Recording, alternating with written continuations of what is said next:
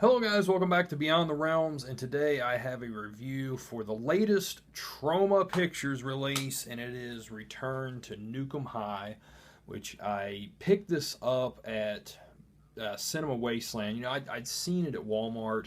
That Walmart is carrying this for $10, believe it or not.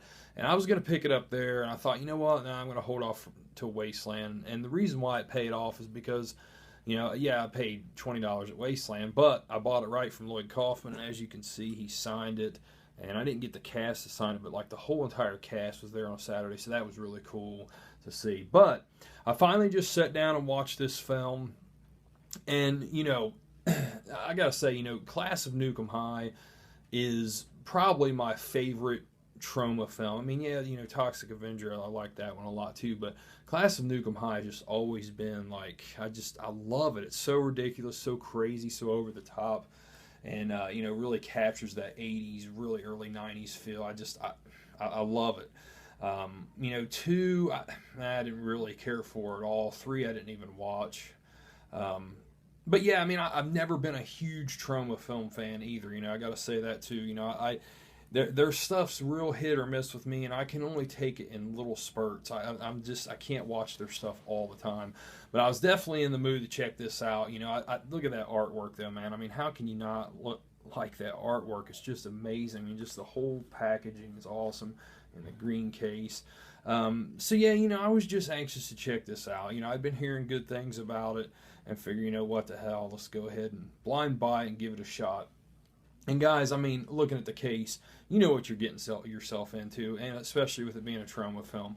You turn off your brain, you get a Q-tip, and you just, or tweezers, and just pull your brain out your ear, throw it down on the ground, stomp on it, smash it, then put this movie in, and then you're going to probably enjoy it. The intro to this film, it just started off perfectly. I absolutely love how this movie started. It's talking about what happened in the past, Tromaville High School, and being right next to the nuclear waste plant. It's showing scenes from the first film. And as it's going through it, it pauses on the nudity, and it actually has the time signature on the bottom. It like pauses on a pair of the boobs, and he's, oh yeah, okay. And then they start going again, and he's like fast forwarding through it, and it goes past the sex scene again, and they rewind it, pause it on it again. It's just funny, man. And then like each new character that comes onto the screen, they pause it and they have their name, and they have this little sarcastic, smart-ass, witty saying about each character. And also the beginning. I won't say who it's narrated by, but I thought I knew who it was just by hearing. I'm like, that voice sounds very familiar, and I won't spoil it for you, but it's a nice surprise who narrates the beginning of this film.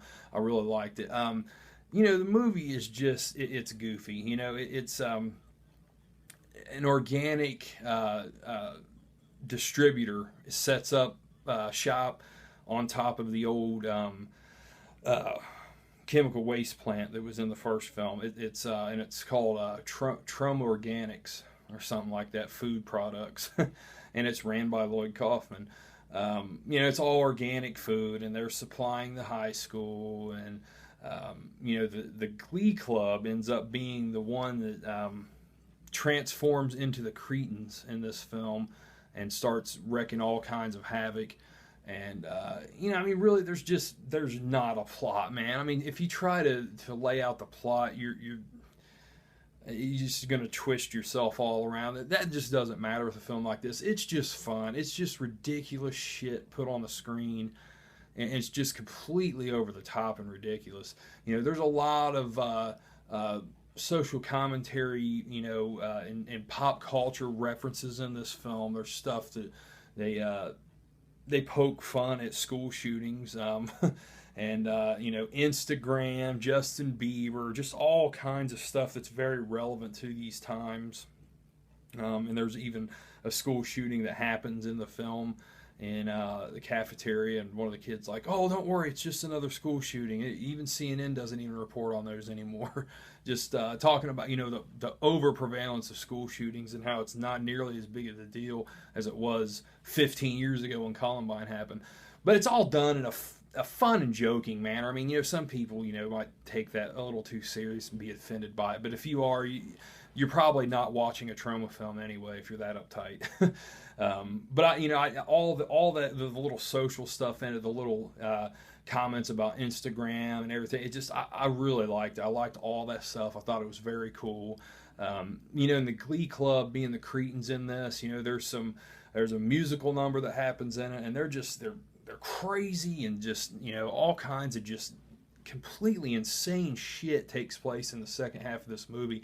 I mean, so much stuff so that I need to watch the film again, because there was a chicken stuck in a woman's mouth, and this other woman's got its legs and pulling its legs like rubber and trying to get it out, and then all of a sudden they're making out, they're getting it on, and I mean, tons and tons of TNA in this, and nudity and sexual content for sure. If you're looking for that, this is a film to check out.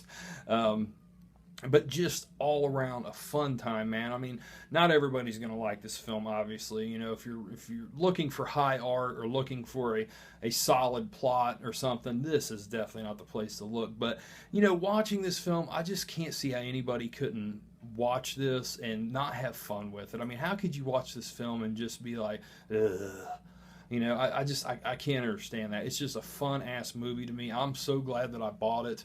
It's one that I'll definitely put in from time to time. If I'm down or feeling upset or depressed or whatever, this is the type of film that'll lift you up, man. That'll crack you up, make you laugh at just its absurdity, its ridiculousness. And it's awesome, you know, it's awesome, and it's got great lines like, "You just fucked with the wrong post-apocalyptic hell bitch" in it, which I thought was a great scene.